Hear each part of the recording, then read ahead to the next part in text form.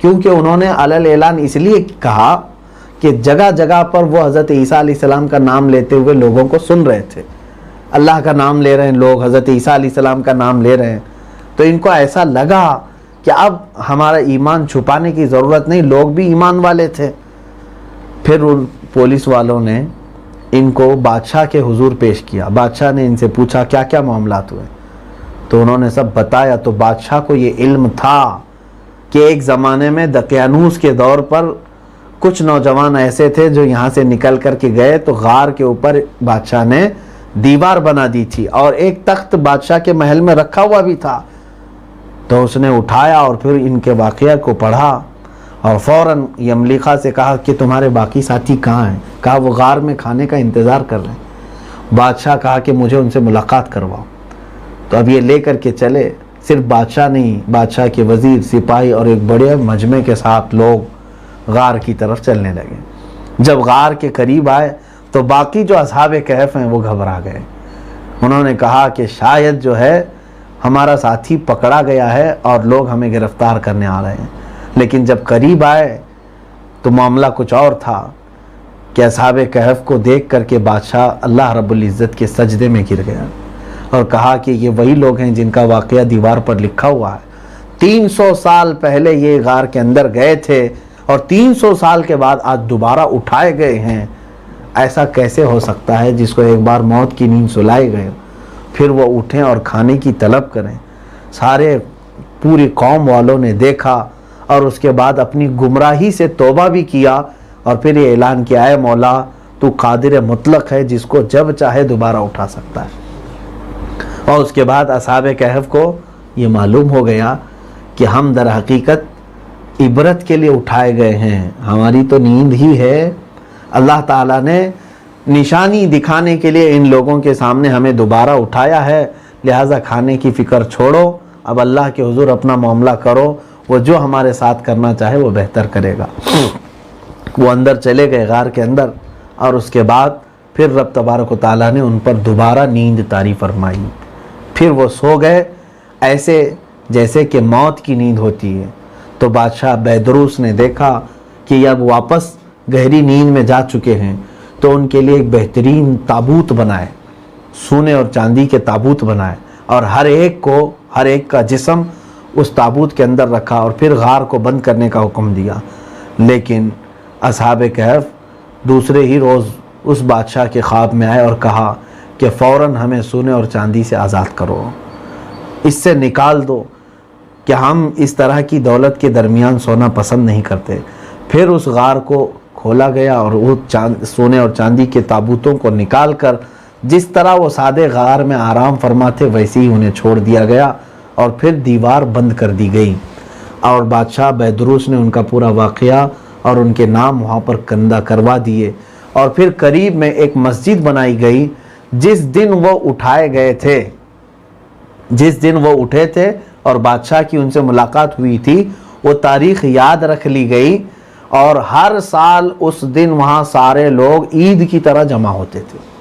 ہر سال وہاں پر, اب یہ قرآن پاک میں قال الذین غلبوا علی امرہم لنتخذن علیہم مسجدا, یعنی بادشاہ وقت نے یہ کہا کہ ہم ان کے ہاں ایک مسجد بنائیں گے یادگار کے طور پر, اور سال میں ایک بار سارے لوگ وہاں پر جمع ہوتے تھے. میرے عزیزو, آج بھی ہم اولیاء کاملین کے آستانوں پر اگر سال میں ایک بار ان کے عرس میں جمع ہوتے ہیں تو کون سا شرک اور کون سا کفر ہے, کون سی بدعت ہے؟ اصحاب کہف کے ہاں جب وہ سارے ایمان والے جمع ہوتے تھے اور ان کی یاد مناتے تھے تو یہ تو قرآن سے ثابت ہے. بس شرط یہ ہے کہ عرس میں کوئی خرافات نہ ہو, بے حیائی نہ ہو, عورتوں اور مردوں کا اختلاط نہ ہو, ناجائز و حرام چیزیں نہ ہوں. اولیاء کو یاد کرنا یہ برکت کا ذریعہ نہیں ہے؟ یقیناً ہے. تو اب یہاں پر اصحاب کہف کا یہ قصہ مکمل ہوا. بیدروس بادشاہ نے اللہ تبارک و تعالیٰ کا خوب شکر ادا کیا کہ اللہ تعالیٰ نے اپنی نشانی سے سارے لوگوں کا پھر سے عقیدہ درست فرمایا. لیکن اب اس غار والوں کی کیا کیفیت ہے وہ قرآن میں سنیے. اللہ فرماتا ہے لَوِ اطَّلَعْتَ عَلَيْهِمْ لَوَلَّيْتَ مِنْهُمْ فِرَارًا وَلَمُلِئْتَ مِنْهُمْ رُعْبًا. اگر اب کوئی ان کے غار کے پاس جائے دیکھنے کے لیے, جھانکنے کے لیے بھی جائے تو رب تعالیٰ فرماتا ہے ایسا رعب رکھا ہے اللہ نے ان کے اوپر کہ پیٹ پھیر کر کے وہاں سے بھاگ جائے گا، پیٹ پھیر کر کے وہاں سے بھاگ جائے گا، ان کو دیکھنے کی کسی کے اندر تاب نہیں۔ اصحاب کہف آج بھی موجود ہیں اور قیامت تک وہ سو رہے ہوں گے، قیامت تک ان کے غار کی اللہ تعالیٰ حفاظت فرمایا ہے۔ اب جیسے جارڈن میں بھی میں خود گیا ہوں، ایک جگہ بنی ہے اصحاب کہف کا غار اور وہاں مسجد بھی ہے، ہم اس غار کے اندر بھی گئے، وہ لوگ کچھ ہڈیاں وغیرہ باکسوں میں رکھیں اور کہہ رہے ہیں کہ اصحاب کہف ہیں۔ ہمارا دل نہیں مانتا اس چیز کو، کیونکہ قرآن کہہ رہا ہے کہ تم ان کے غار تک جا نہیں سکو گے، اور اگر دیکھو گے تو رعب طاری ہو جائے گا۔ اور حدیث میں بھی ملتا ہے، حضرت امیر معاویہ رضی اللہ تعالیٰ عنہ کے زمانے میں ایک فوج اس طرف سے گزری اصحاب کہف کا غار جہاں ہے، تو صحابہ اکرام میں سے بعض نے کہا کہ یہ اصحاب کہف کا غار ہے، چلو چل کر کے دیکھ لیتے ہیں۔ تو اس میں دو جماعتیں ہوئی، بعض صحابہ نے کہا، منع کیا کہ نہ جائیں اس طرف، منع کیا ہے، اور بعض صحابہ نے کہا ہم جا کر دیکھتے ہیں۔ تو جو صحابہ گئے ایک جماعت، تو فرماتے ہیں جیسی قریب گئے ایک آگ کی طرح غار میں سے کوئی چیز نکلی اور یہ سب کے سب منہ پھیر کر کے واپس آ گئے، کوئی غار کے اندر داخل نہیں ہو سکا اور دیکھ نہیں سکا۔ تو رب تبارک و تعالیٰ نے ان کی ایسی حفاظت فرمائی کہ صحابہ بھی وہاں نہیں جا سکے، تو پھر اب کہ ہم لوگ کہاں ویڈیو اور فوٹو شوٹنگ کرتے ہوئے چلے جائیں گے؟ تو جس غار میں آج جا رہے ہیں یہ بنایا ہوا ہوگا، اس کی کوئی سند نہیں، جارڈن میں ہے ایک جگہ پر، عمان میں۔ بہرحال اللہ تبارک و تعالیٰ کے یہ وہ نیک بندے جنہوں نے اپنے ایمان کی حفاظت فرمائی، اور اللہ کریم نے ان کی ایسی حفاظت کی کہ ان کا تذکرہ قرآن میں بیان فرمایا۔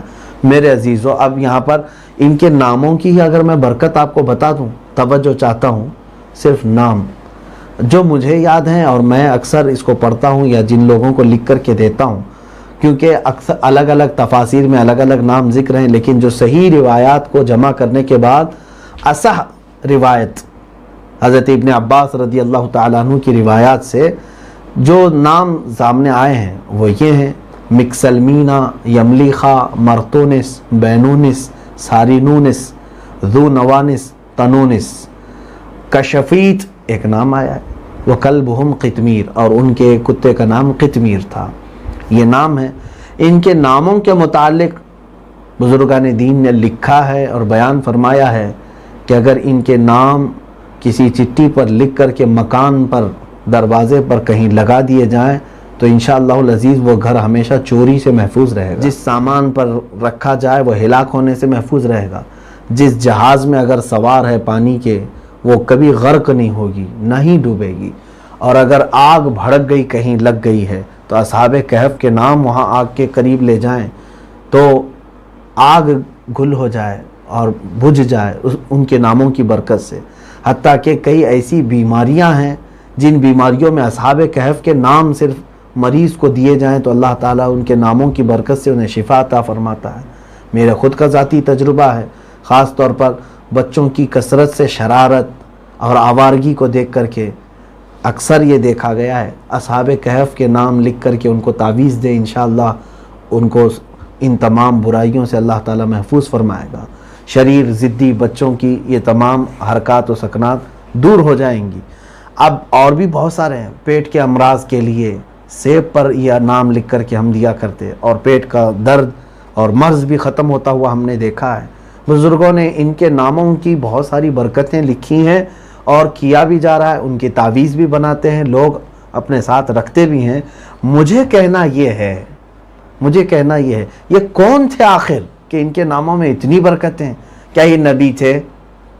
یہ رسول تھے؟